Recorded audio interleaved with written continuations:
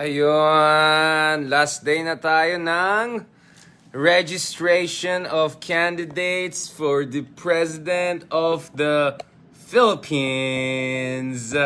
Or maybe not. So, nakita natin today nag-register si Senator Bato de la Rosa as the President of the Republic of the Philippines. Ibang klase, President Bato! Iba!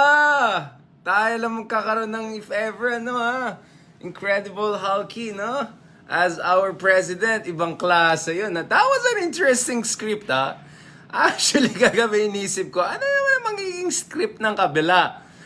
By the way, these colors do not reflect anything. They're not a reflection of a political endorsement or anything like that. The same way that my beautiful color combination yesterday was not a reflection of anything in particular, right?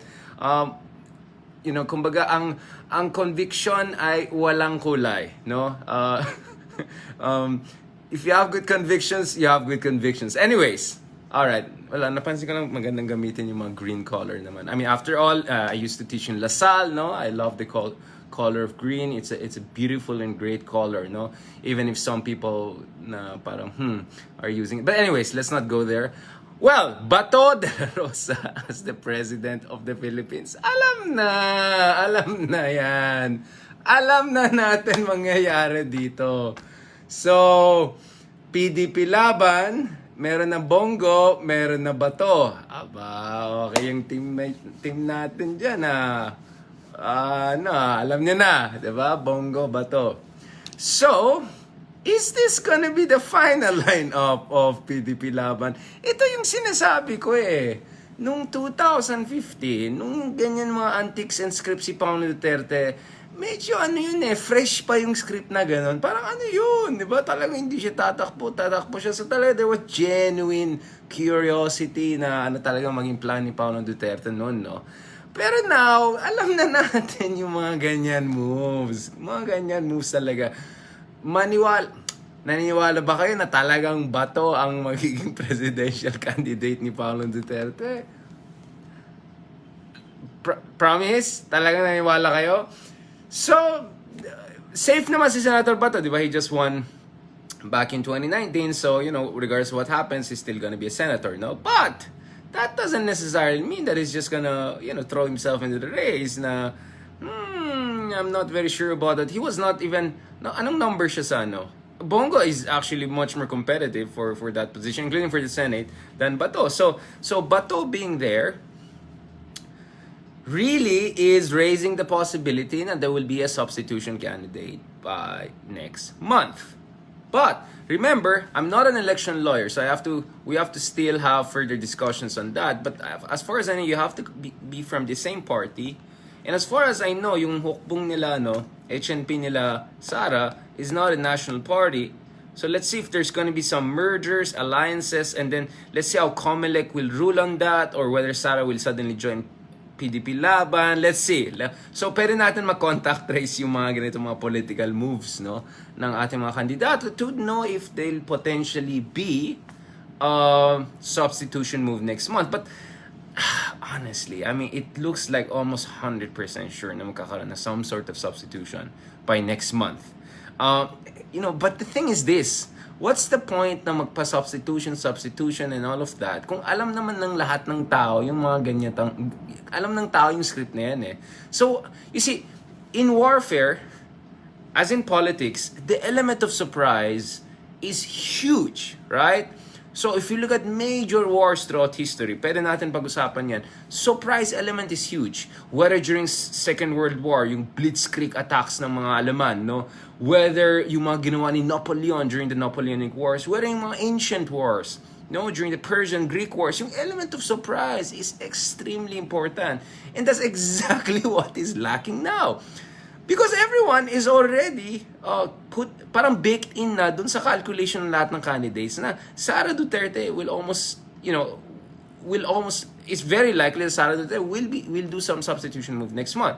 But still, that's far from given because Sara is number one sa surveys, she's tied, and number two, importantly, pababa yung trajectory niya, She had 8 points drop within the last quarter, and we don't know where the trajectory goes as Marcos, Isko Moreno, and other candidates surge, and as Leni Robredo tries to also consolidate his base. By the way, pag-usapan din natin yung Leni Robredo pink wave kasi medyo mukhang mahidwaan ng tension konti with the Isko camp. May mga sinabi si Yorme Isko kasi mukhang hindi siya natuwa doon sa mga step down Isko or something like that.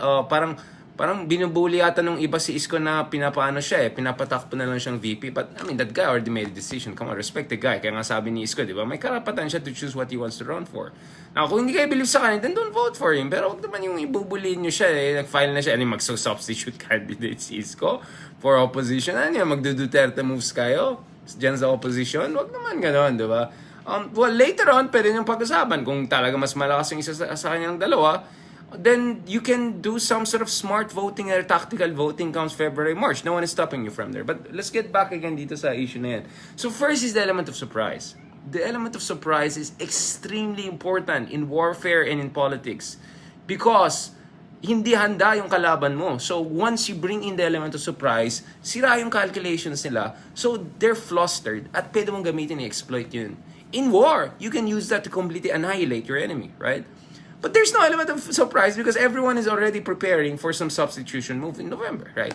Number two, back in 2015, when President Duterte was making all this drama, tatakbo ako, hindi ako tatakbo, dito na ako mag-retire sa Davao, hindi na ako mag-retire, ganyan. Ano nangyari? Nagkaroon ng rallying effect. Not only in Davao, hindi lang sa Davao, but all across the country. Ang daming tao around the country is like, wait lang. Parang exciting actually in Duterte yan na let's support his run. So actually, nag-resonate yun. So hindi lang may element of surprise dun sa substitution move ni Paolo Duterte, not to mention some legal questions on whether really it was valid. Kasi hindi naman pwede mag-substitute lang, football, basketball, yung may basis dapat yung substitution, di ba? Klaro yung batas dyan, but ibang usapan na how it's being interpreted or implemented by, powers that be. But anyways, going back to that, the second factor was the rallying effect. Because President Duterte made many people realize, like Mark Zuckerberg, nung nawala ng Facebook for 5 hours, na maybe you want me around rather than you want me retiring, right? So, ang nangyari dito is that when President Duterte said na hindi siya tatakbo at hindi talaga siya nag-register nung October, di ba? So, ang nangyari, nag-panic button yung iba na, no, Duterte, please run. Maghanap tayo ng way for you to substitute to go back. So between October to November, yung deadline ng substitution, nagkaroon ng huge rallying effect, not only in Davao, but across Mindanao and across the country and beyond. OFWs, grabe. Sobrang excited yung mga OFWs for President Duterte to run. No? So, two elements, very important. Surprise, at saka yung second element of rallying effect. My question right now is, are these two elements present for a potential substitution move if Mayor Sara Duterte decides to run for the presidency, well, not now, but next month, no? By pulling a substitution move. Not to mention, pwede nga natin matrace yan kasi pwede natin titingnan anong party sa join ni Mayor Sara Duterte. So that's my question.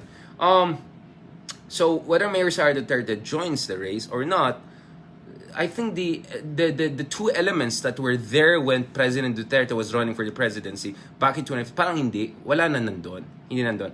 But of course, Sara has an advantage that Duterte didn't have back in 2015-16. Machinery, right? So if you look at the networks, look at the organization of Mayor Sara Duterte, she has far more to rely on than what President Duterte had back in 2015, no? So she has that advantage. Not to mention, Sara Duterte's position is that, well, they are the improved version of Tatay, di ba? Because in fairness naman to Sara Duterte, from people who are in Davao or people who are familiar with Davao, they know na medyo iba yung style ni Mayor Sara Duterte to governance. It's more it's more consultative. There's more involvement of academics and experts. Naalala ko nung 2018, nasa Davao ako, nag-speech ako sa Ateneo de Davao. I was told by some of my friends and academic friends na Sara was consulting with some of the experts about some, I don't know if it was satellite technology for geohazard mapping or something like that. So Sara is much more modern, consultative, evidence-based public policy approach kind of leader, no? Compared to Mayor Duterte back in the days, and President Duterte was much more instinctive, much more old school, much more authoritarian, not to mention nocturnal version of governance. So Mayor Sara Duterte tends to be the much more, disciplined, calibrated, kind of approach compared sa tatay na medyo, si President Duterte, alam natin yung style niya, di ba? So, hindi bara-bara si Sara. No? So, those are the strengths and advantages that perhaps Sara is bringing to the table. And she can say that, well, President Duterte has had his shortcomings and all, but he has had great intentions. He tried to do many things for the country. But if I become the president, sisiguraduhin ko there'll be proper continuity and I'm gonna fix yung mga deficiencies na nagkaroon sa ilalim ng Pangulong Duterte. No? So ito yung line. Ito yung line ng Sara Duterte people, no? Ang akin lang dito is, before I go to the Isko, Leni Robredo angle, let's go back dito sa Sara Duterte Marcos angle. Because the thing is this, malaki din yung overlap ng base ng Marcoses and Dutertes. Now, this base kind of consolidated noong 2015-2016 behind President Duterte dun sa presidency, and to a certain degree behind Bongbong Marcos for the vice presidency. So, that 14 to 16 million na bumoto kay Bongbong and Duterte, that has been kind of like the solid base of the Philippine right? Not right, correct, but like politically right, no? Restorationist, conservative, a little bit more authoritarian, so on and so forth, right? So but now, if I think the position, the Marcoses are hoping na hindi natatakbo si Sara, di ba? Para ma-consolidate nila yung Philippine right, vote behind them, probably some even in the center. Malakas naman si Bongbong sa NCR, malakas naman si Bongbong sa ABC.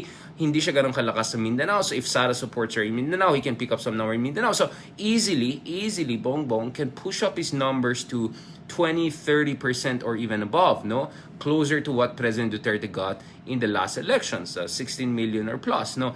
But so the Marcoses are hoping na hindi tatakbo siguro si Sara. I don't know. Because if Sara runs, may overlap yung dalawa. Not to mention yung potential. Kasi, first of all, voters demographics. Yung second factor na dapat natin pag-usapan dito is yung element ng networks and alliances. So there are many people na siguro they build an alliance dun sa camp ni Sara, but now maybe they're more comfortable being in the Bongbong camp. And then if Sara runs again, you think these people will return again? I mean, of course, maraming mga bamboo politicians. Naalala ko nung 2015-16, may isang governor na 3 candidates ang na-endorse niya.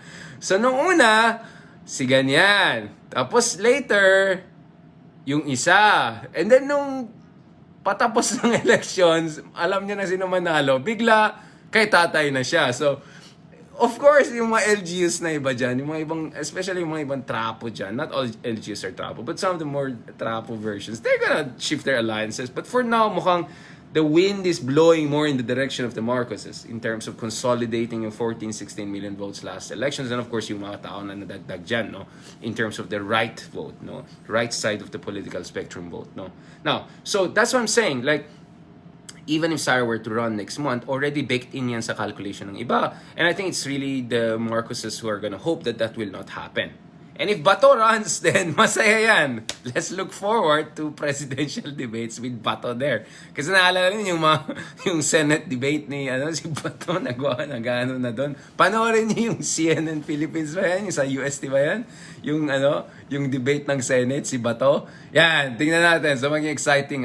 If Bato is really the final one, which I'm not sure about that. Let's see on November 15, but actually before November 15, let's see who will join PDP Laban, or who could be a substitute candidate, or kung magkakaroon ng mergers between certain parties, and whether COMELEC will recognize that as a national party, kasi dapat national party if you're running for presidency, diba? Okay, so let's keep that in mind. Now, let's go to the other side, no?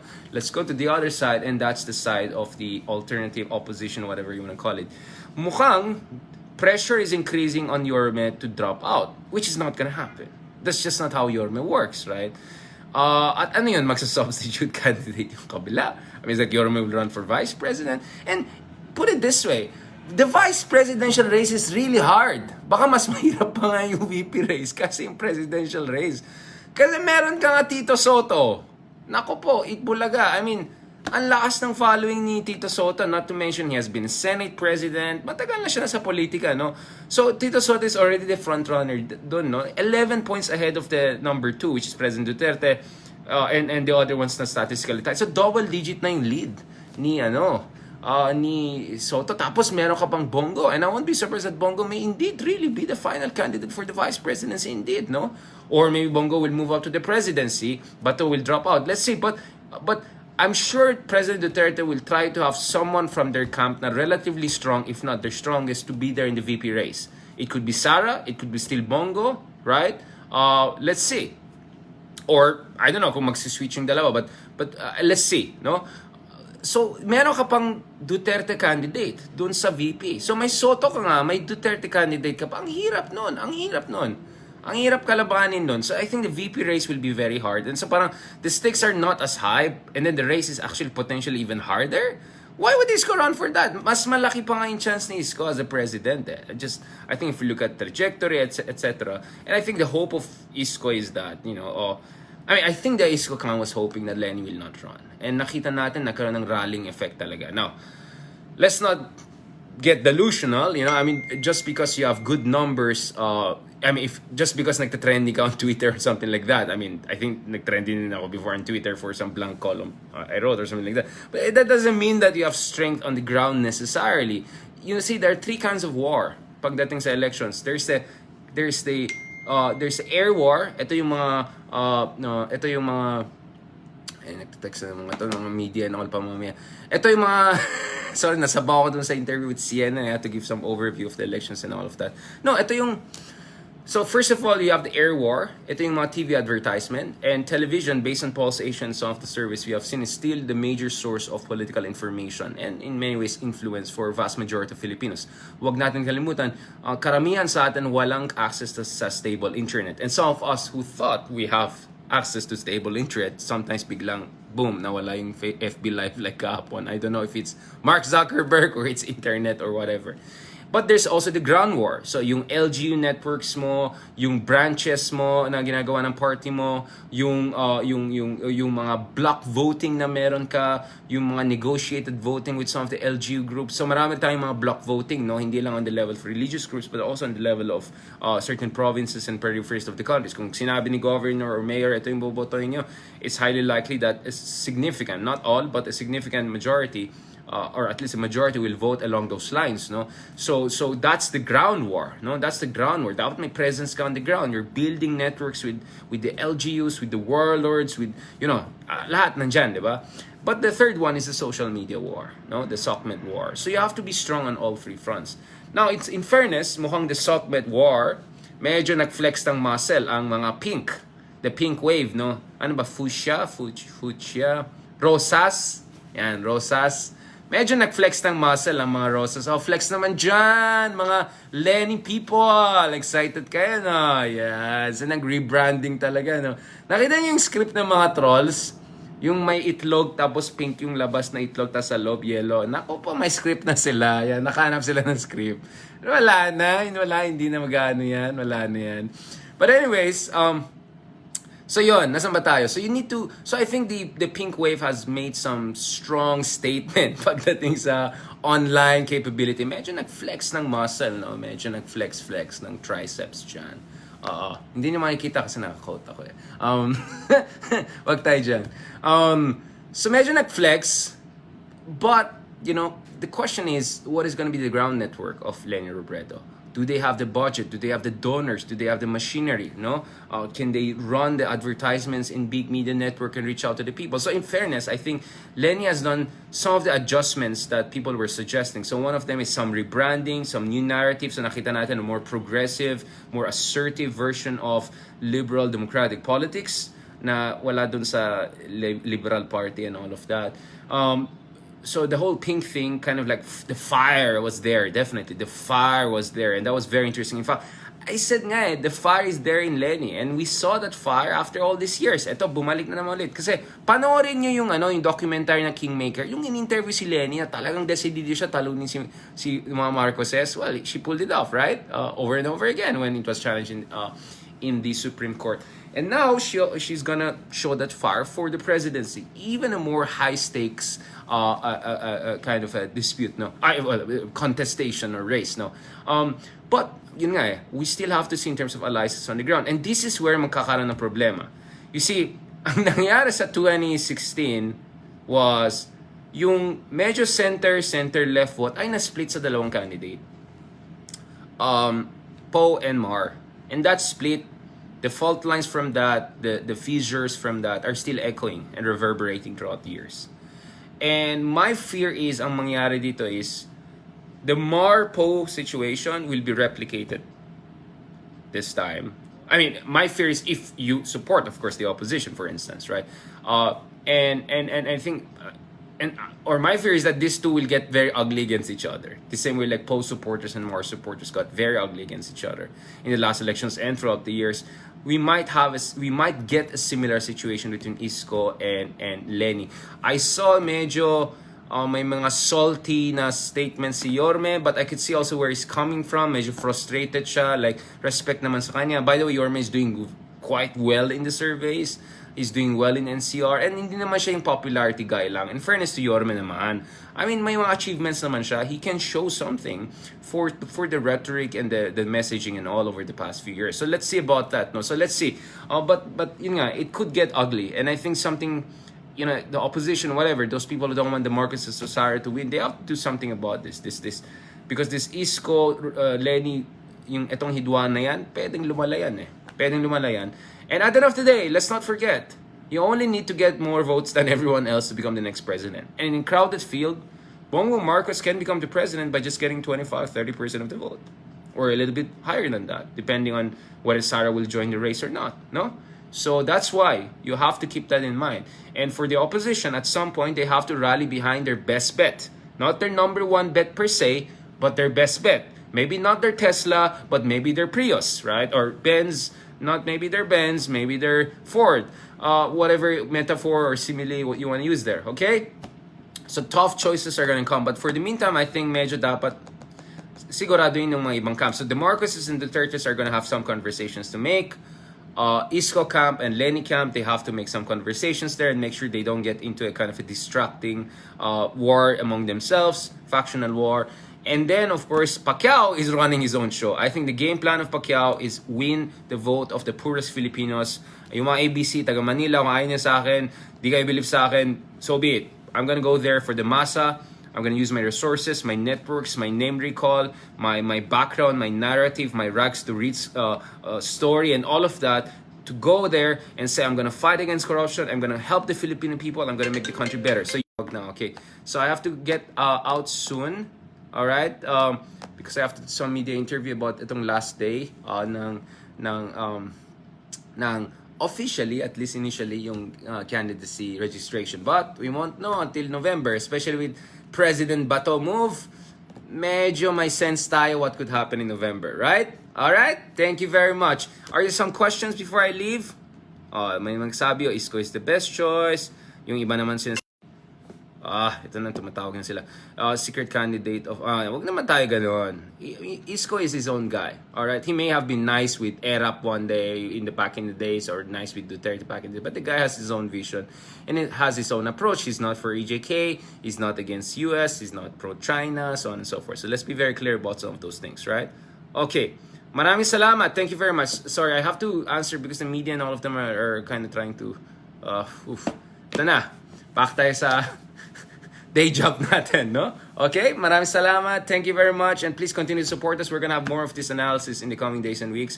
And God willing, of course, as once the election campaign starts, we will hopefully have more than one FP alive per day. And hopefully some of them on the ground. So, try ko sana, as more people get fully vaccinated, try ko sana to go on the ground, no? Join the candidates, join not join the candidates, like join the campaign and see ano nangyari on the ground, and we can make an analysis. Kasi I have to go in the corner na pwede ko medyo tanggalin siguro mask, or naka-mask siguro ako mag-analysis for you guys, no? So let's see. So hopefully things will improve overall for the country.